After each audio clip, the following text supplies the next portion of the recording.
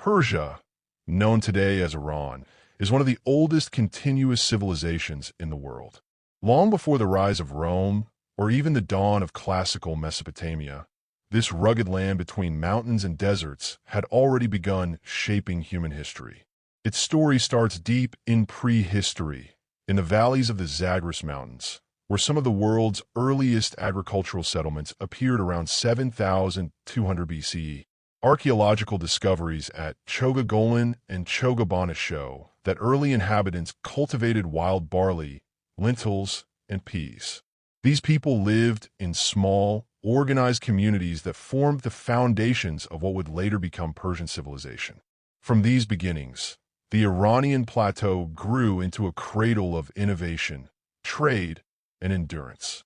Among the most remarkable artifacts found from this period is a 7,000-year-old jar containing traces of wine, one of the oldest known examples of winemaking. This simple vessel, now displayed at the University of Pennsylvania, symbolizes a culture that valued creativity and adaptation in a harsh environment. As time passed, these highland societies expanded and interacted with their western neighbors in Mesopotamia. The Sumerians, among the first city builders in human history, extended their influence eastward. Around 4300 BCE, they founded the city of Susa in the southwestern part of modern Iran. Susa would later become the capital of Elam, the first major organized kingdom in Persian history. Before we continue, please kindly click on the like and subscribe icons for more intriguing histories of ancient empires. Thank you. Elam was not a single unified state, but rather a collection of allied mountain tribes bound by trade and kinship. The Mesopotamians called them the people of the highlands, while they may have called themselves Hal-Tamdi, meaning people of the Holy Land. Their environment shaped them into a tough, independent people who lived by herding, farming, and trade across difficult terrain. Elamite art and artifacts reveal a society that honored both men and women equally, and worshipped nature through a rich pantheon of gods and goddesses. Their belief system emphasized fertility, mountains, and natural forces. This spiritual outlook would influence later Persian religions, including Zoroastrianism. The story of Persia began here, in the mountains and valleys of the Zagros, where endurance and creativity became the hallmarks of its people. By around 3000 BCE, Elam emerged as one of the earliest true kingdoms of the ancient world. Centered on Susa, it rivaled Sumer, Akkad, and Egypt in complexity.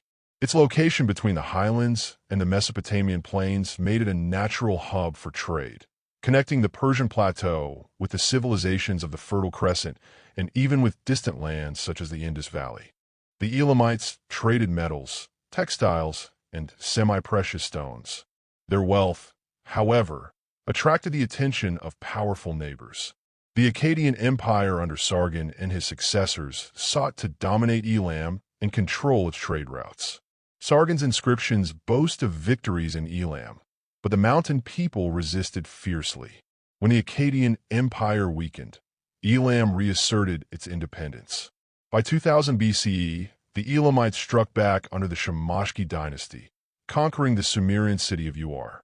This was a historic reversal. The mountain people had defeated the plain people. Over the next centuries, during what is known as the Sakalma period, Elam flourished. Its kings built monumental temples and palaces, decorated with finely cast bronzes and vivid carvings. The Elamite language, though still only partially deciphered, shows a distinct culture separate from that of Mesopotamia, emphasizing balance, nature, and communal identity. Yet Elam remained a federation, not a centralized empire. Its independence was always challenged by the great powers of Mesopotamia, Assyria, Babylon, and others. By the early first millennium BCE, Elam began to decline under repeated invasions. But its cultural and spiritual legacy survived.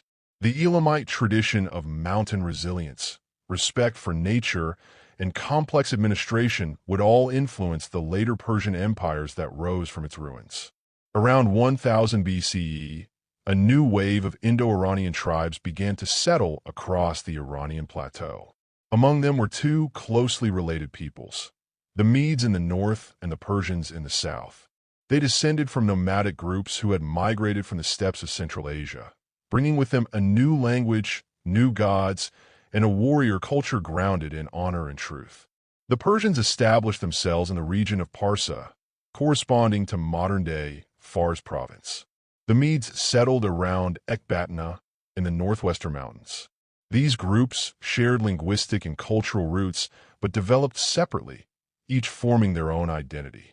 The Medes, uniting earlier highland tribes, became the first organized Iranian state around 700 BCE under King Deioces, who built a centralized administration and fortified cities. The Persians, meanwhile, were ruled by local kings of the Achaemenid family. The first known of these rulers, Achaemenes, gave his name to the dynasty that would one day create the Persian Empire. His descendants gradually gained influence as vassals of the Medes, learning from their organization and statecraft while preserving their independence. During this period, religious ideas also evolved. The teachings of the prophet Zarathustra, or Zoroaster, began to spread across Iran. His message of a single God of truth, Ahura Mazda, and the eternal struggle between good and evil resonated deeply with Persian identity. This moral and philosophical system would later shape the ideology of the Persian kings. From these beginnings, the Persians were poised for greatness. In the rugged heart of Iran, the stage was set for the rise of a leader who would unite the tribes and forge an empire that stretched from the Aegean Sea to the Indus Valley. That leader would be Cyrus, remembered forever as Cyrus the Great. By the early 7th century BCE, the Medes had become the dominant power in the Iranian plateau. They were a confederation of tribes united under strong leadership, centered in the region of Ecbatana, in what is now Hamadan, Iran. The first known Median king, Deioces, rose from the tribal councils, chosen for his reputation as a wise and just judge. Over time, he consolidated authority, built fortifications, and established a royal court. Ecbatana became his capital, a symbol of a new era of centralized rule among the Iranian peoples. The Medes marked the beginning of a transition from loose tribal organization to structured monarchy. Their state was organized, hierarchical, and disciplined. They adopted many administrative techniques from their Mesopotamian neighbors, including systems of taxation and provincial governance. The unification of the Medes also laid the foundation for what would become a broader Iranian identity, a cultural bond that linked the Medes, Persians, and other related peoples through shared language and traditions. Under Deioces' successors, especially King Phroodes, the Medes expanded their power outward. They clashed with Assyria, the dominant empire of the Near East, and forged alliances with neighboring groups. Their ambition was not only independence from foreign domination, but also the creation of a regional empire that could rival Assyria's might. In time, Phroodes' son, Cyaxares, achieved what his father had begun. Around 625 BCE, Cyaxares reformed the Median military, introducing a professional standing army divided into units of infantry, cavalry, and archers. With these reforms, the Medes became one of the most formidable military powers of their age. In alliance with the Babylonian king Nabopolassar, Cyaxares launched a series of campaigns against Assyria. In 612 BCE, after decades of conflict, the Medes and Babylonians captured and destroyed Nineveh, the Assyrian capital. The once invincible Assyrian Empire collapsed. Following this victory, the Medes extended their control over much of western Iran and eastern Anatolia. Their empire reached from the Halys River in the west to the borders of Persia in the south.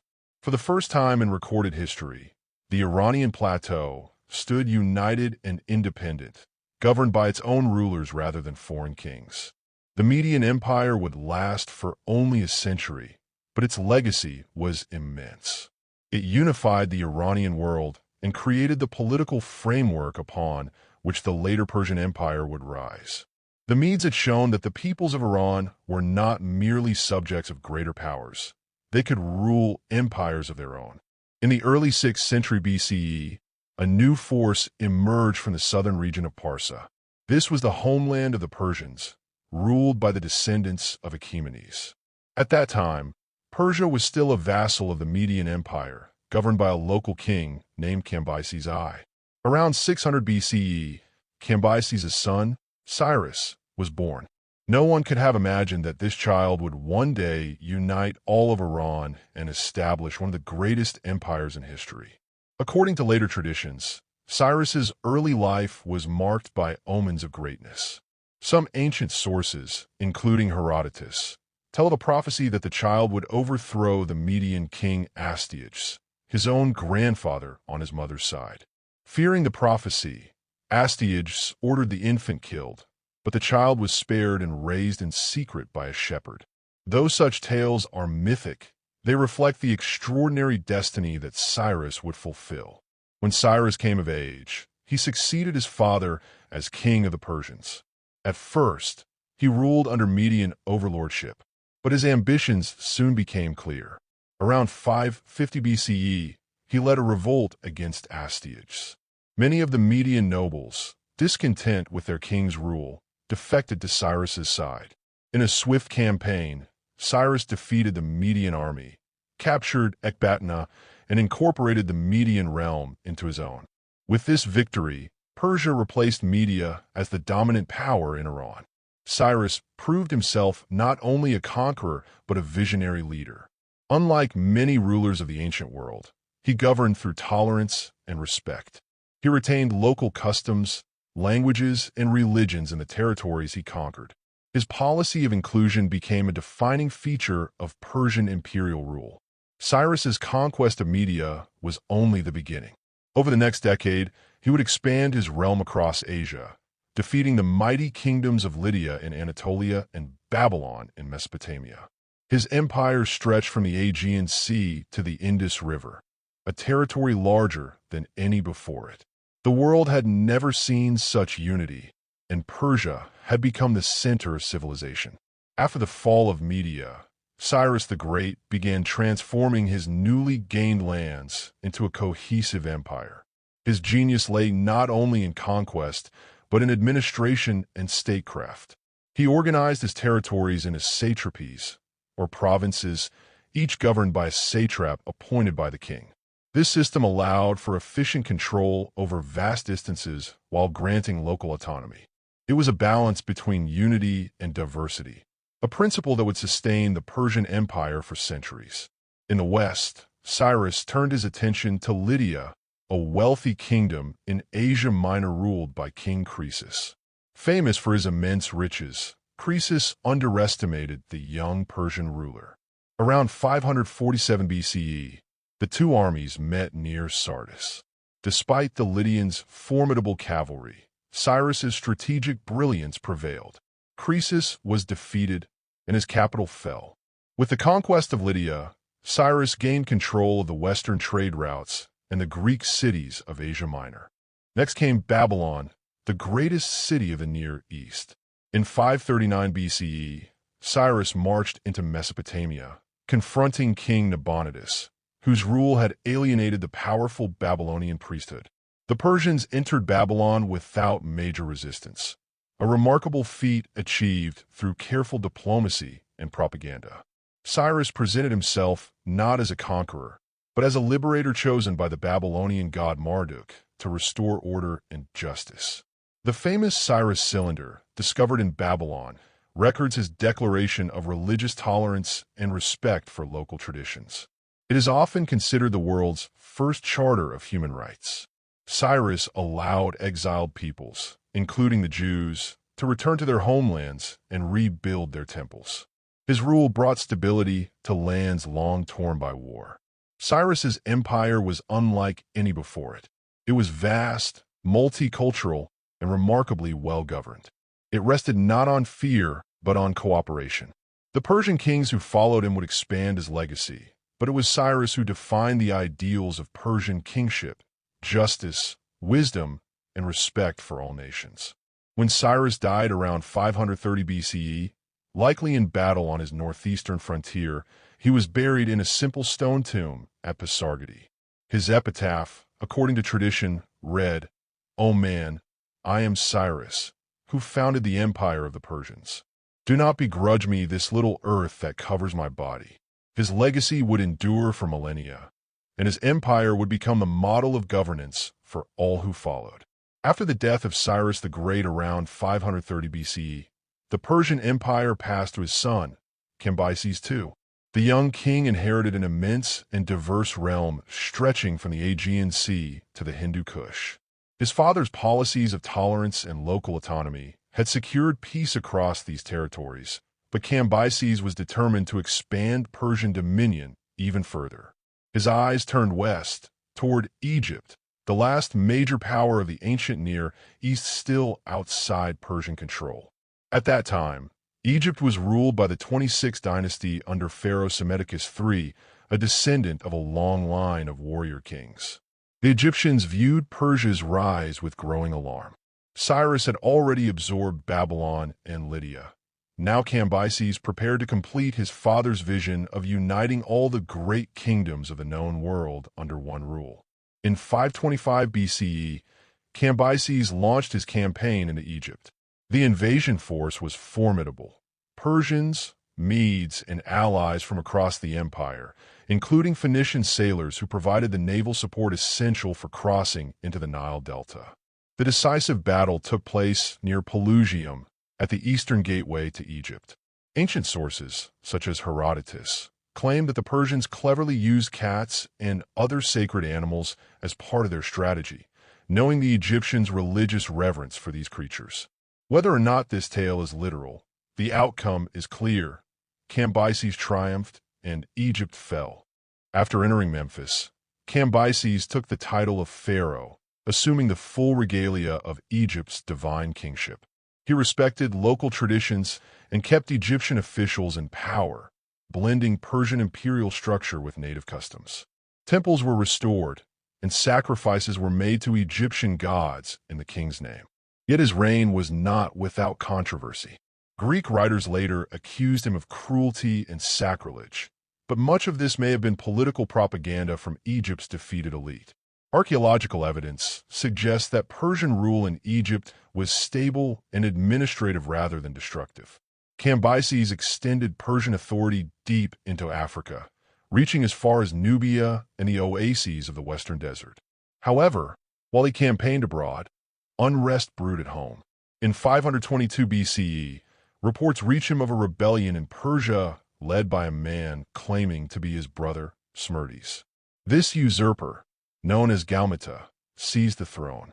Cambyses began the journey back to suppress the revolt, but died mysteriously en route, likely from an accident or illness.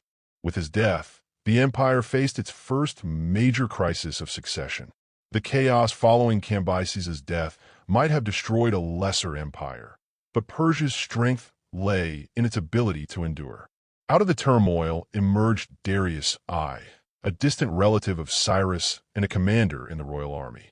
In 522 BCE, Darius led a group of nobles to overthrow the impostor Gaumata, restoring legitimate Achaemenid rule. Once in power, Darius proved to be one of history's greatest administrators and visionaries. His reign, lasting nearly 40 years, transformed Persia into a model of imperial governance. Darius reorganized the empire into about 20 satrapies, each governed by a satrap responsible for collecting taxes and maintaining order. To prevent rebellion, he instituted a system of checks and balances, appointing royal inspectors, the eyes and ears of the king, to oversee provincial officials. This administrative network allowed the empire, stretching over 5,000 kilometers, to function efficiently and cohesively. To unite his vast territories, Darius built an infrastructure of unprecedented scale. The most famous of his projects was the Royal Road, a 2,700-kilometer route connecting Sardis in Anatolia to Susa in Persia. Along this highway, royal couriers could relay messages across the empire in just days, a marvel of logistics for the ancient world. He also standardized coinage, introducing the gold daric, which facilitated trade and strengthened the imperial economy. Under Darius, art and architecture flourished. At Persepolis, he began constructing a new ceremonial capital designed to embody the grandeur and diversity of the Persian Empire. The reliefs and sculptures of Persepolis depict representatives from many nations bringing tribute, symbolizing unity under the great king. Religion, too, played a key role. Darius openly embraced the teachings of Zoroaster, promoting the worship of Ahura Mazda, the god of truth and order, as a divine endorsement of his kingship. Militarily, Darius expanded the empire eastward into the Indus Valley and westward into Thrace and Macedonia. His control extended to the edge of Europe, but his reach was tested by rebellion in the Greek city-states of Ionia. These revolts, and the subsequent Persian attempt to punish the Greeks, would lead to one of history's most famous conflicts, the Greco-Persian Wars. Darius was a conqueror, a lawgiver, and a builder. His policies of efficient administration, economic reform, and cultural respect created an empire that endured long after his death. The foundations he laid would define Persian governance for centuries and influence future empires from Rome to Byzantium. In 499 BCE, rebellion erupted in the Greek cities of Ionia on the western coast of Anatolia. These city-states, under Persian rule since Cyrus's conquests, rose against the empire with support from Athens and Eretria. The Ionian Revolt was both a local uprising and the spark that ignited a broader conflict between East and West. Darius quickly moved to suppress the rebellion. By 494 BCE, Persian forces crushed the revolt at the Battle of Lade, destroying the Ionian fleet. But the defiance of the Greeks could not be ignored. Darius resolved to punish Athens and Eretria for their interference. His first expedition in 492 BCE reasserted Persian control over Thrace and Macedonia, but storms destroyed much of his fleet. A second invasion followed in 490 BCE. The Persian army crossed the Aegean and landed at Marathon, near Athens. There, the Athenians, vastly outnumbered, met them in open battle. Against all expectation, the Greeks won a decisive victory. The defeat at Marathon was a shock to the empire, but Darius did not live to see his vengeance fulfilled. He died in 486 BCE, leaving the task to his son, Xerxes. Though the battle was a single setback in an otherwise vast empire, it marked a turning point in world history. The Greeks saw it as the triumph of freedom over tyranny, but for Persia, it was only one frontier among many. The empire remained immense, wealthy, and powerful. Yet the seeds of a cultural rivalry had been planted, one that would shape both Persian and Greek identity for generations. Darius left behind an empire at its height, prosperous, organized, and confident. His vision of kingship, rooted in justice and divine order, endured as the ideal of Persian rule. The world he built would now pass to Xerxes, who would carry the torch of conquest further still. When Darius died in 486 BCE, his son Xerxes inherited the Persian throne and one of the most powerful empires in history. Xerxes was a man of immense ambition, determined to avenge his father's defeat at Marathon and bring the rebellious Greek city-states firmly under Persian control. The new king also wished to display the glory and might of the Achaemenid Empire to the known world. Xerxes began his reign by consolidating power across his vast dominions. He dealt swiftly with revolts in Egypt and Babylon, reaffirming Persian authority. Only when the empire was secure did he turn his gaze westward. In 480 BCE, Xerxes assembled one of the largest military forces the ancient world had ever seen. Greek historians estimated it at over 2 million men, though modern scholars suggest a more realistic number in the hundreds of thousands. Regardless, it was a colossal army drawn from every corner of the empire. Persians, Medes, Egyptians, Phoenicians, Indians, and countless others. A massive fleet accompanied the land forces. To move his army into Greece, Xerxes ordered the construction of a pontoon bridge across the Hellespont and a canal through Mount Athos. Astonishing feats of engineering for their time. This logistical triumph demonstrated not only Persian discipline and organization, but also the technological sophistication of the empire. The Persian army advanced into Greece, meeting the first serious resistance at Thermopylae. There, a small Greek force led by King Leonidas of Sparta held the narrow pass against overwhelming numbers.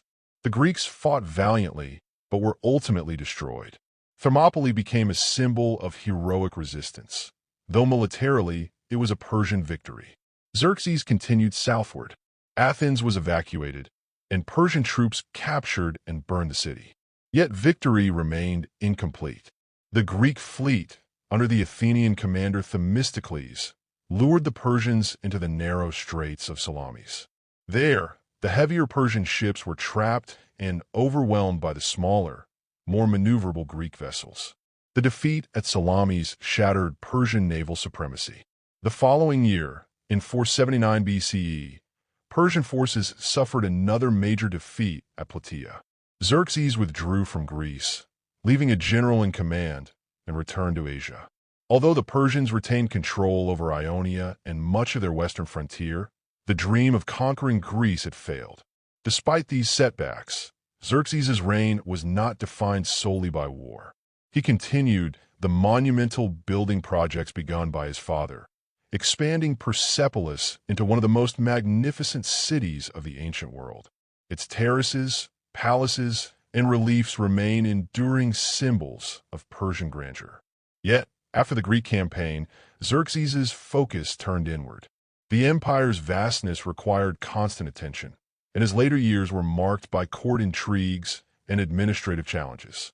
Xerxes was assassinated in 465 BCE, leaving behind both a legacy of imperial ambition and the beginning of Persia's gradual decline in the West.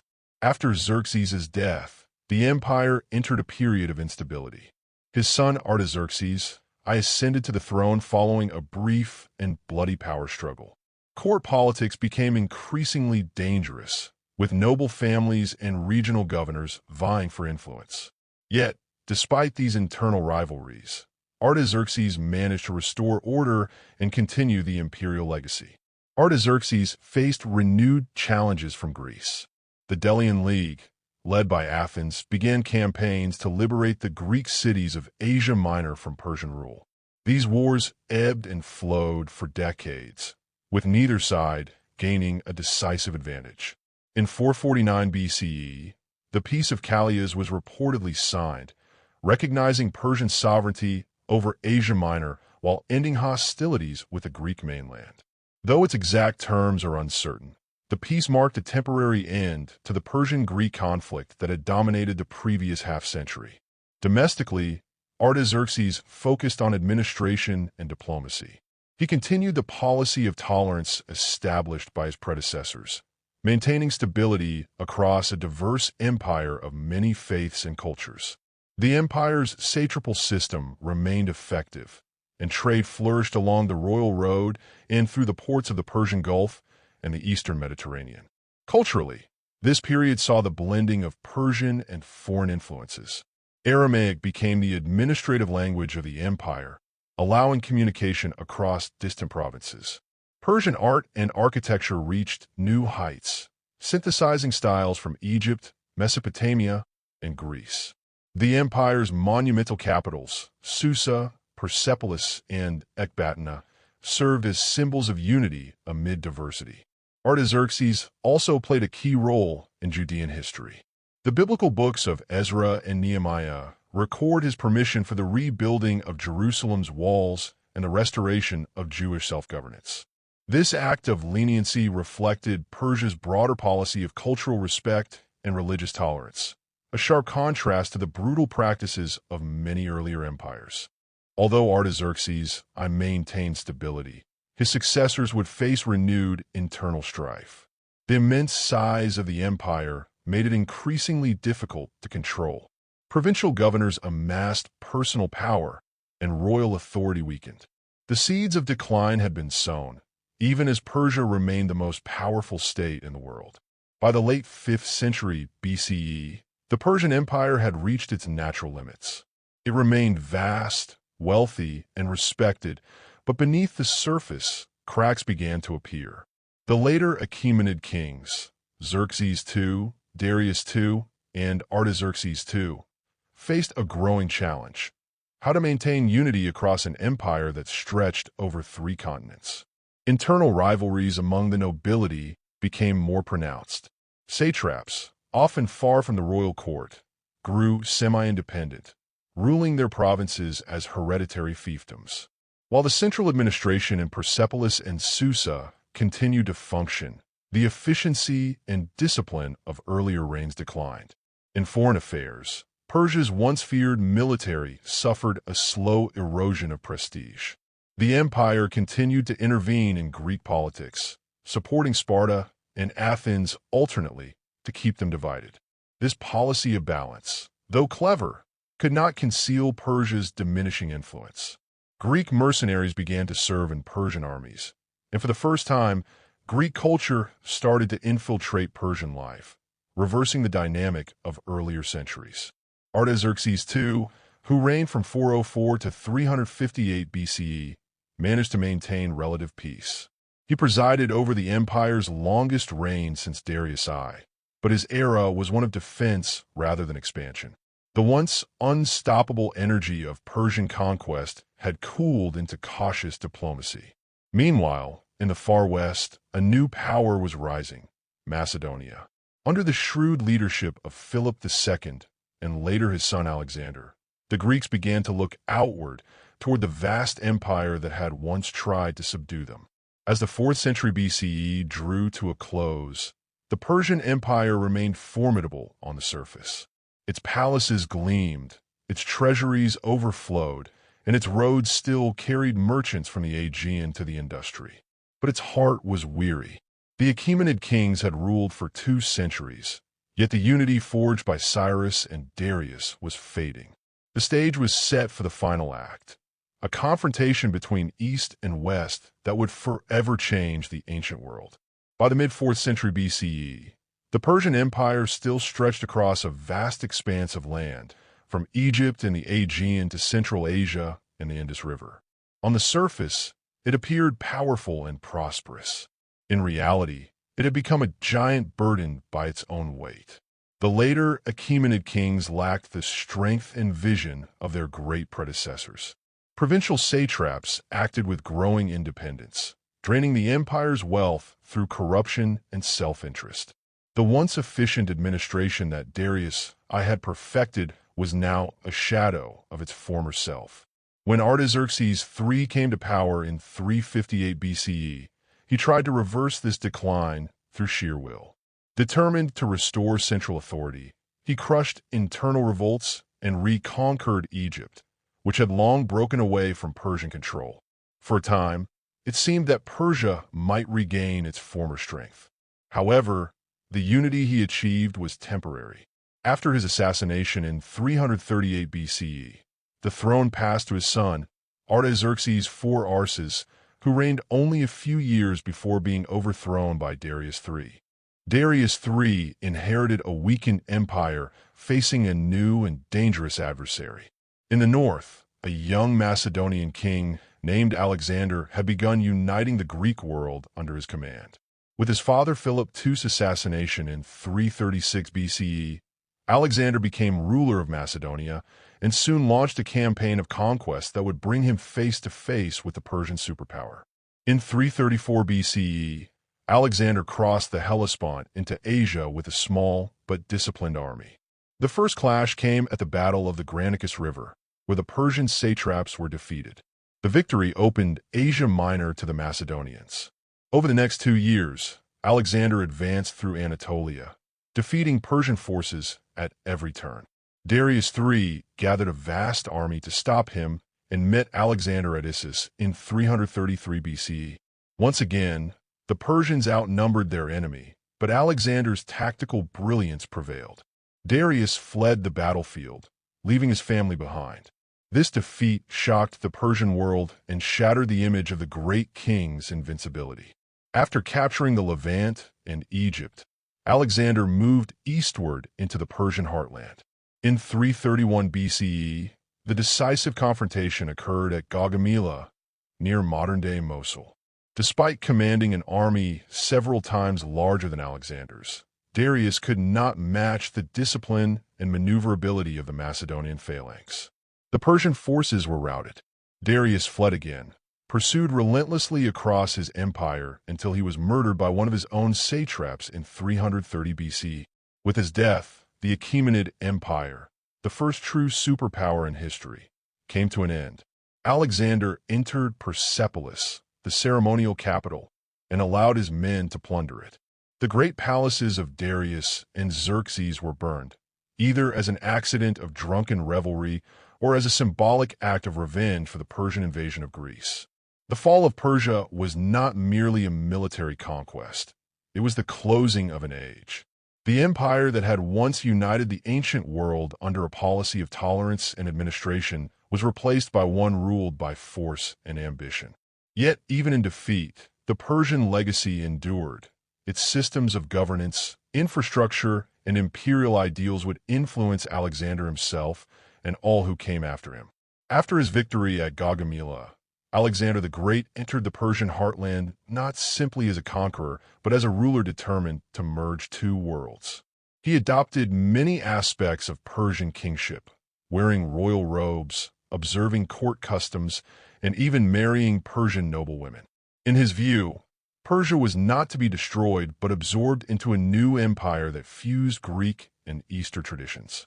He honored Cyrus the Great, visiting his tomb at Pasargadae and ordering it restored after finding it desecrated.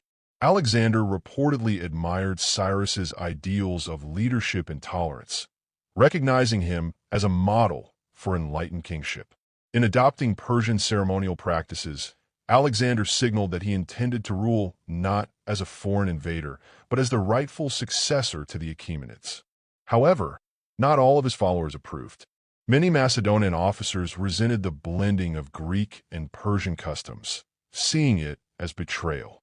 Tensions grew between Alexander and his men, culminating in the execution of several senior officers who challenged his authority. Even as he expanded eastward into Central Asia and India, his empire began showing signs of internal strain. The Persian satrapal system proved invaluable to Alexander. He retained many local administrators, allowing continuity of governance across the empire. Persian soldiers also joined his army, symbolizing the merging of the two civilizations. Yet the scale of his conquests made direct control nearly impossible. By 324 BCE, Alexander had reached the limits of the known world at the Indus River. Exhausted and facing mutiny, he turned back toward Babylon. There, in 323 BCE, he fell ill and died at the age of 32. His death left his vast empire without a clear successor. The territories he conquered were soon divided among his generals, the Diadochi. The Persian lands fell under the control of the Seleucid Empire, founded by Seleucus I. Though Greek rule replaced Persian monarchy, the spirit of Persia persisted. The Seleucids adopted Persian administrative systems, court rituals, and even elements of Zoroastrianism. Greek and Persian cultures intertwined, creating a hybrid civilization that flourished for centuries. Alexander's conquest marked both an end and a beginning. The Achaemenid political order was gone, but Persian civilization survived through adaptation. Its language, traditions, and values continued to influence the Hellenistic world. In time, a new Persian power would rise from the east to reclaim its heritage, the Parthians. In the centuries following Alexander's death, the Seleucid Empire struggled to maintain control over its vast territories. The eastern provinces of Iran, distant from the Greek centers of power, gradually drifted away. From these lands emerged a new force, the Parthians, a people of nomadic origin who would revive Persian independence and establish a new empire. The Parthians belonged to the Parnae tribe, part of the larger Scythian group of Iranian steppe peoples. Around the mid-3rd century BCE, under the leadership of Arsaces I, they rebelled against Seleucid authority and seized control of Parthia in northeastern Iran.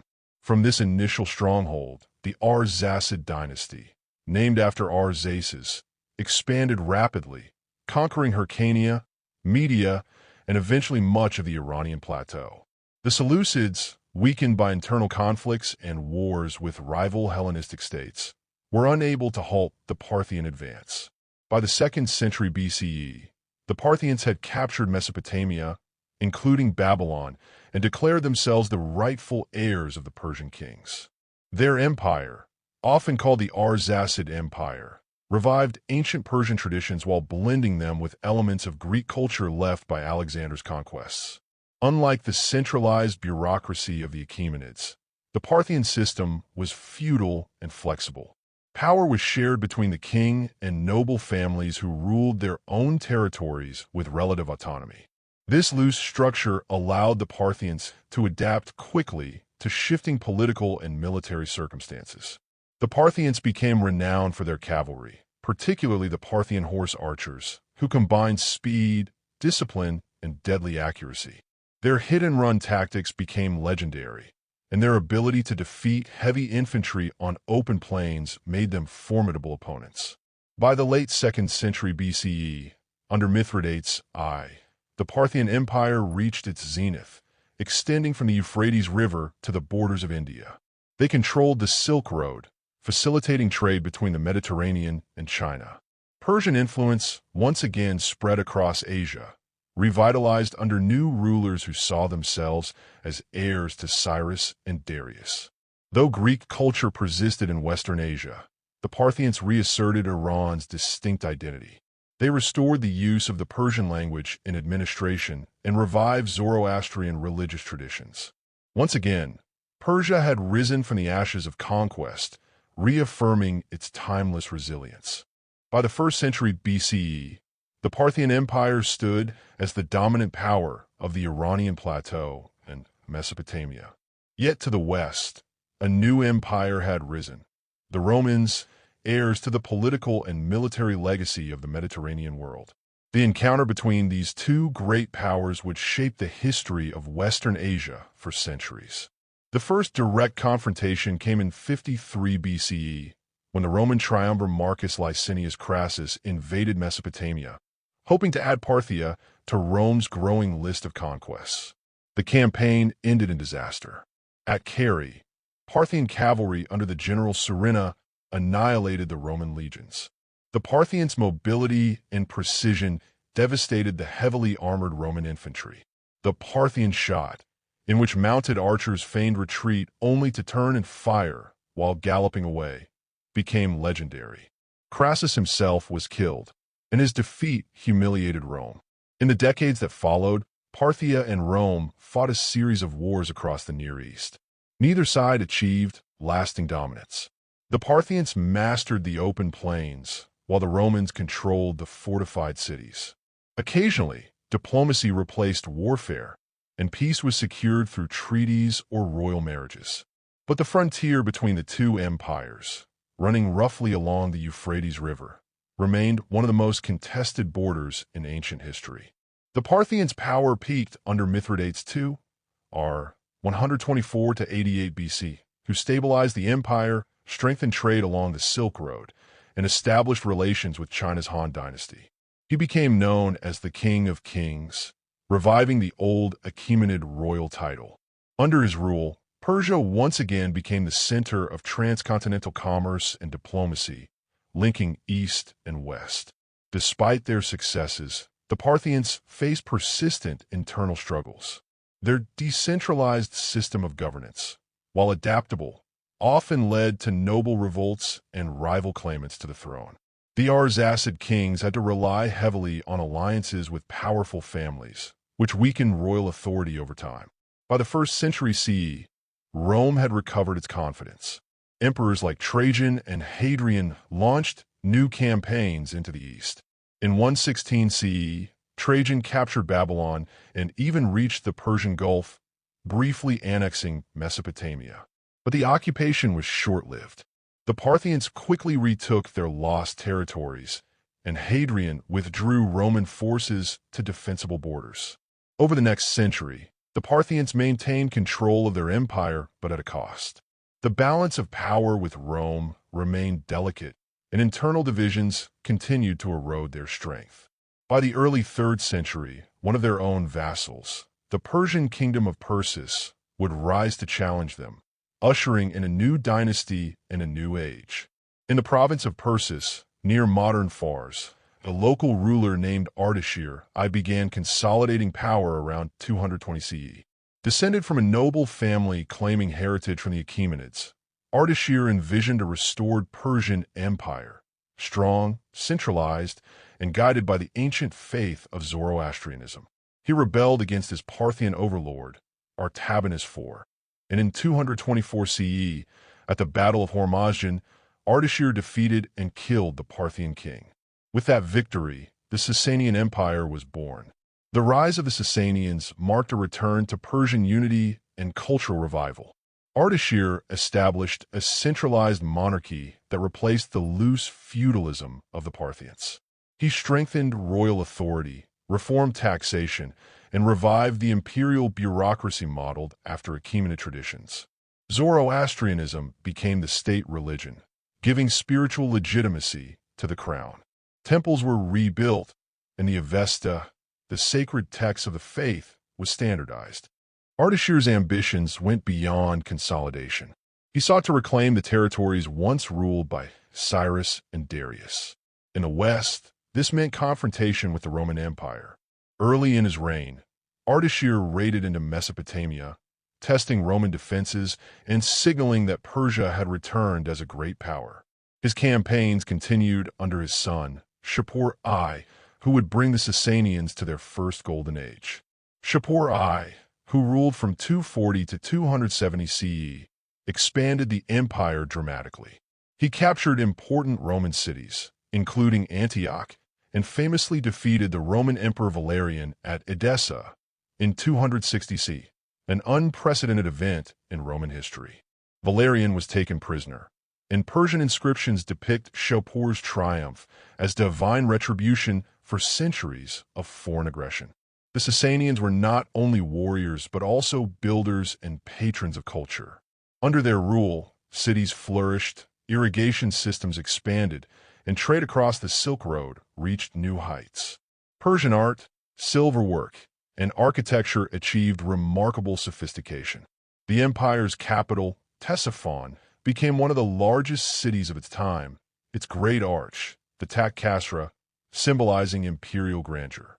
However, the Sasanians faced constant threats on multiple fronts.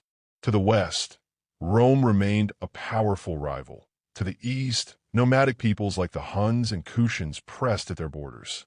Yet through resilience and diplomacy, the Sasanians endured, establishing a dynasty that would last over 4 centuries.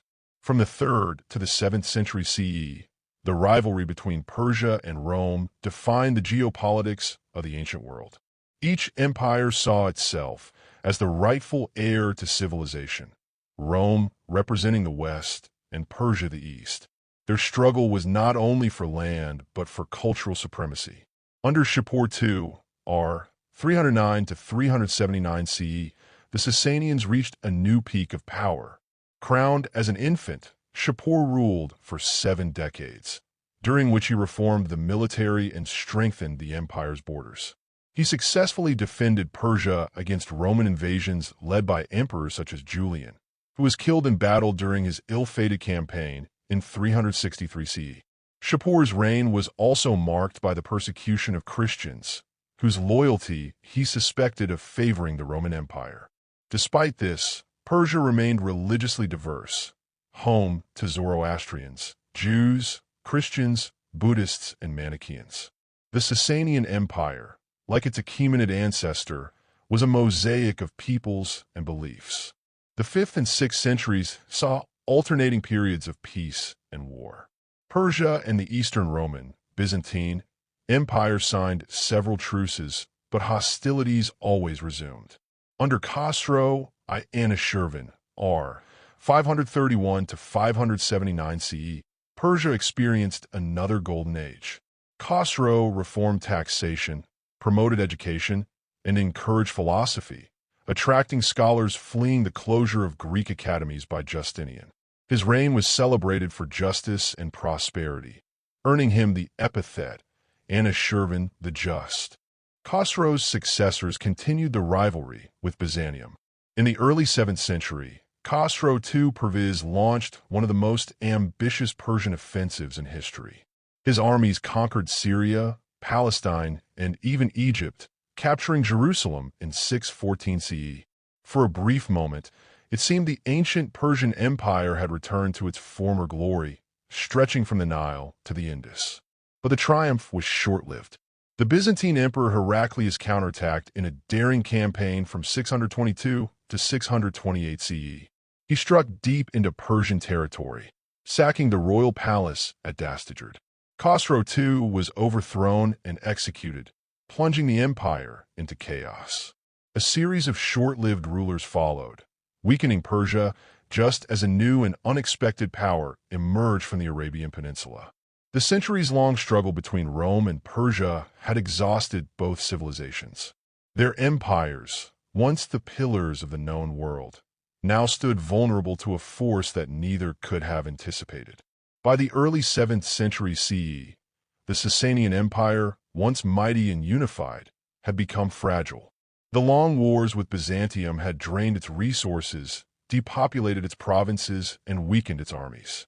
The decades of glory under Khosrow I and Khosrow II had given way to political instability.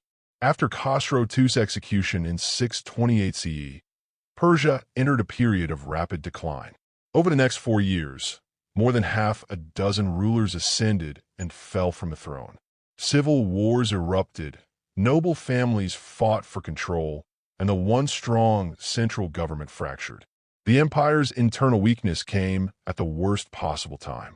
To the southwest, a new power was rising in the Arabian Peninsula, the United Arab Tribes under the banner of Islam. Following the death of the Prophet Muhammad in 632 CE, the Rashidun Caliphate began expanding rapidly beyond Arabia. What started as a religious and political unification soon transformed into one of the most remarkable conquests in history. At first, the Sasanians underestimated the Arab forces. Persia had always faced raids from desert tribes and had easily repelled them. But the Muslim armies that advanced into Mesopotamia in the 630s were different, highly motivated, disciplined, and united under a new faith that inspired extraordinary resilience. The first major confrontation occurred in 633 CE at the Battle of the Chains, where Persian troops were defeated. Soon after, the decisive Battle of Al-Qadisiyah in 636 CE changed the course of history. At Qadisiyah, a vastly outnumbered Arab force confronted the Persian army, commanded by Rostam Farrukhzad, one of the empire's last great generals. The fighting lasted several days and ended in catastrophe for the Persians. Rostam was killed, and the Sasanian army disintegrated. The path to the Persian heartland lay open. The Arabs captured Ctesiphon, the imperial capital, seizing immense treasures that symbolized centuries of Persian wealth and power. Khosrow's heirs fled eastward, rallying what forces they could, but their resistance proved futile. The final battle came at Nahavand in 642 CE, where the remaining Persian forces made their last stand. The defeat there effectively ended organized Sasanian resistance. The last Sasanian king, Yazdegerd III, fled to Central Asia, seeking refuge among the eastern provinces and allies on the steppe. He was eventually betrayed and killed near Merv in 651 CE, bringing the Sasanian dynasty and nearly 1,000 years of imperial Persian rule to an end. Though the empire fell, Persian civilization did not die. The Arabs, recognizing the sophistication of Persian administration, preserved many of its systems. Persian officials, scholars, and craftsmen became instrumental in the development of the new Islamic state. Zoroastrianism, though no longer dominant, continued for centuries, especially in remote regions. The Persian language evolved, absorbing Arabic vocabulary, yet retaining its ancient spirit. In time, the conquerors themselves would be transformed. Islam would flourish on Persian soil, but Persia would, in turn, reshape Islam's culture, art, and governance. The end of the Sasanian Empire was not an extinction. It was a transformation. The fall of the Sasanian Empire in the mid-7th century did not mark the disappearance of Persia. It marked its rebirth under a new form. The arrival of Islam brought profound changes, yet Persian identity endured, adapting and evolving within the new order. Over the next centuries, Persia would become one of the intellectual and cultural centers of the Islamic world, blending ancient traditions with new religious and philosophical ideas. Under the early caliphates, Persian administrators helped build the foundations of Islamic governance.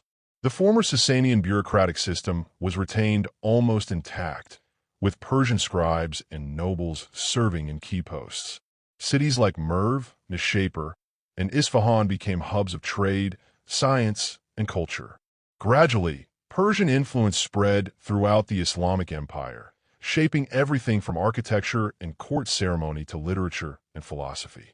By the 9th century, Persian dynasties such as the Tahirids, Samanids, and Buyids reasserted Iranian independence within the Islamic world. The new Persian language, written in Arabic script but rooted in ancient Iranian tongues, emerged as a powerful medium of poetry and scholarship. It was during this period that figures like Ferdowsi, the great epic poet, preserved the memory of pre-Islamic Persia in his monumental work, the Shahnameh, the Book of Kings. Through his verses, the deeds of Cyrus, Darius, and Rustam lived on, ensuring that Persia's past would never be forgotten. Culturally, the fusion of Persian and Islamic elements created one of the richest civilizations in history. Persian scholars advanced mathematics, medicine, astronomy, and philosophy. Poets such as Rumi, Hafez, and Omar Khayyam gave voice to spiritual and human truths that transcended borders. Persian architecture, with its domes, gardens, and intricate tilework, became the model for beauty and harmony across the Islamic world, from Samarkand to Istanbul. Politically, the Persian idea of kingship, the notion of a divinely sanctioned ruler who governs through justice and wisdom, continued to influence Islamic governance. Even the title Shahanshah, the King of Kings, survived in later dynasties, including the Safavids, who would re-establish a Persian empire many centuries later. The Persian legacy also lived on through its resilience. Conquered by Greeks, Arabs, Mongols, and Turks, Persia always reemerged as a distinct cultural force. Its language, art, and philosophy shaped the identity of entire regions, from Central Asia to India. Empires came and went, but the Persian spirit endured. From the villages of the Zagros Mountains to the halls of Persepolis, from the courts of Darius to the mosques of Isfahan, Persia's story is one of continuity amid change. It is the story of a civilization that refused to vanish, a people who absorbed the blows of history and transformed them into renewal. Today, the nation of Iran stands as the heir to that ancient tradition. More than 2,500 years after Cyrus the Great proclaimed his empire, the Persian legacy continues to influence the world through its philosophy, art, and vision of unity. Persia's story is not simply the history of land. It is the history of endurance itself.